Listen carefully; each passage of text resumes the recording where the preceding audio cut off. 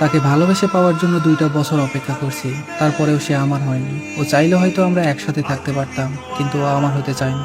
আজকের গল্পটা শুভ ভাইয়ের। ভাইটা আমাকে এসএমএস করে বলে যে ভাইয়া, আমার রিলেশনটাকে একতরফা ভালোবাসা বলা যায়। সম্পর্কেও আমার খালাতো বোন। আমাদের বাসা ছিল একই গ্রামে। ও প্রায় প্রতিদিনই আমাদের বাসায় আসতো। প্রতিদিন আমাদের কথা হতো, ফাইজলামি করতাম। তো এভাবেই কিছুদিন চলে যায়। আমি ওর থেকে প্রায় 5 বছরের বড় ছিলাম। তো হঠাৎ একদিন ও আমার তুই করে বলা শুরু করলো। তখন আমি ওরে বললাম যে কি ব্যাপার, তুই আমাকে তুই করে বলছিস কেন? তখন ও আমারে বলে যে আমি তোরে তুই করেই বলবো, আমি তোকে ভাইয়া বলে ডাকতে পারবো না।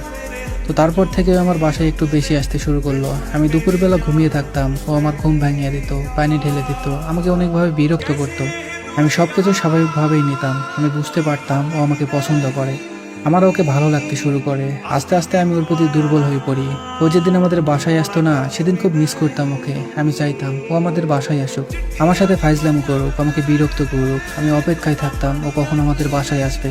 এভাবে চলছিল। তো কিছুদিন পর আমি ওকে প্রপোজ করি। তখন ও আমাকে বলে যে দেখ, এখন তো আমরা দুজনেই ছোট, 2 বছর পর আমরা রিলেশন করে বিয়ে করব। তখন আমি ওকে বললাম যে ঠিক আছে, সমস্যা নেই। আমি ওকে অনেক বিশ্বাস করতাম। আমি ভেবেছিলাম ও হয়তো সত্যি আমাকে ভালোবেসে আমাকে বিয়ে করবে। তো সবকিছু ঠিকঠাকই চলছিল। এভাবেই প্রায় 1.5 বছর কেটে যায়। এই 1.5 বছরে আমি কোনো মেয়ের সাথে কথা পর্যন্ত বলিনি। রিলেশন তো দূরের কথা, কারণ আমি ওকে এতটাই ভালোবাসতাম যে ওর ছাড়া কাউকে ভাবতেই পারতাম না। প্রতিটা মুহূর্তে আমি ওরা মিস করতাম। আমি চাইছিলাম এক নারীতে আসক্ত হয়ে থাকতে, কিন্তু কে জানতো এই এক নারী আমার ভালো থাকাটাই কেড়ে নেবে। ও প্রতিদিন আমার বাসায় আসতো, সকালে এসে আমার ঘুম ভাঙাতো আর আমার ফোন চেক করতো। ও আমার মেসেঞ্জার, ইমো সব কিছু চেক করতো, দেখতো যে আমি কোনো মেয়ের সাথে কথা বলি কিনা। ও আমারে সবসময় বলতো যে কোনো মেয়ের সাথে কথা বলবি না। আমিও বলতাম না। আমি ওরে আমার ফেসবুকের পাসওয়ার্ড দিয়েছিলাম, কারণ আমি ওরে ভালোবাসতাম। ওরে পেয়ে গেলে আমার অন্য কাউকে দরকারই পড়বে না। এভাবে প্রায় আরও 3টা মাস কেটে যায়। কিন্তু হঠাৎ করে ও আমাদের বাসায় আসা বন্ধ করে দেয়, আমার সাথে যোগাযোগ করা বন্ধ করে দেয়। আমি ওর সাথে কথা বলতে পারতাম না। ওর সাথে কথা বলতে না পারলে এতটাই কষ্ট লাগতো, আমি হয়তো বলে বুঝাইতে পারবো না। আমি ওর অপেক্ষায় থাকতাম, কিন্তু ও আসতো না। একদিন হঠাৎ সকালে ঘুম থেকে উঠে শুনতে পাই যে ওর বিয়ে ঠিক হয়ে গেছে।